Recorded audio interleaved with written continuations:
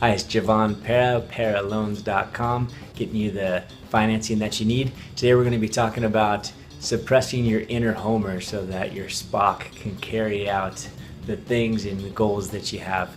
So it's interesting that we have this basically inner conversation going at all times. It's these thoughts that have been repeated for you over and over again with no conscious effort that you give it. And these thoughts that do that, repeat over and over, they are called your beliefs. That's all your belief really is. It's this thought that's going over and over and over again, that comes from your past, that comes from the things that you've repeated over and over again.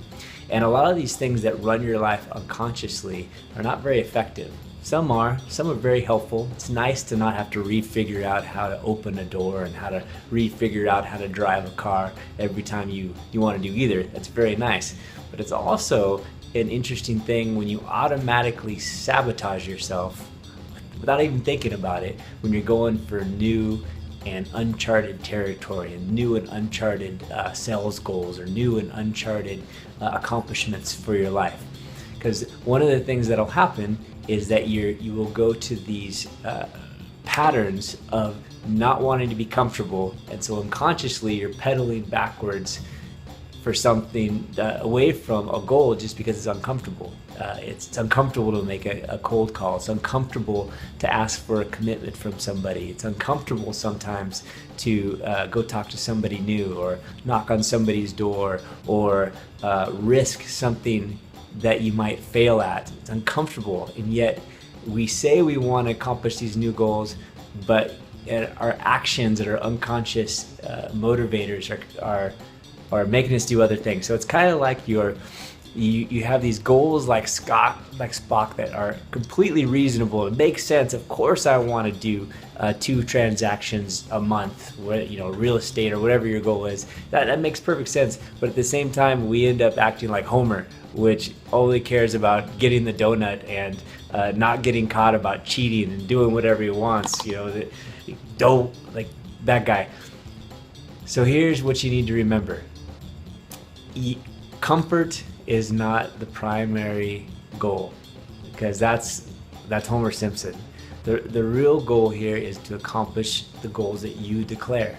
There's nothing that says that you have to declare anything, but it's say, hey, I want to make $1 million this year. I want to make $100,000 this year. I want to make $50,000. I want to rekindle the relationship with my kids, and whatever it is, it's your goal, and you declare it, and it makes it true, and it makes it so if you declare it. It's what I want. It's good. But then you have to act accordingly, and for sure it's going to be uncomfortable. If for no other reason that you're going off into new territory, and the unknown is uncomfortable on its own.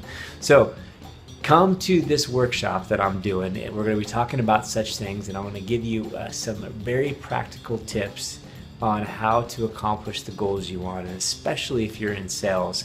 And real estate sales is usually how I adjust and plan these workshops. 2 referrals in 7 days is the goal and the promise, and I even have a money-back guarantee since the workshops tend to be no money. I'll give you all your money back if it doesn't work, but they're amazing, and this one I'm going to provide lunch. So come, it's going to be tomorrow, and there'll be others. So I hope to see you there. And remember, live according to your goals and your values, not according to your feelings of comfort that'll sabotage you almost every time from a wonderful, extravagant, fantastic life.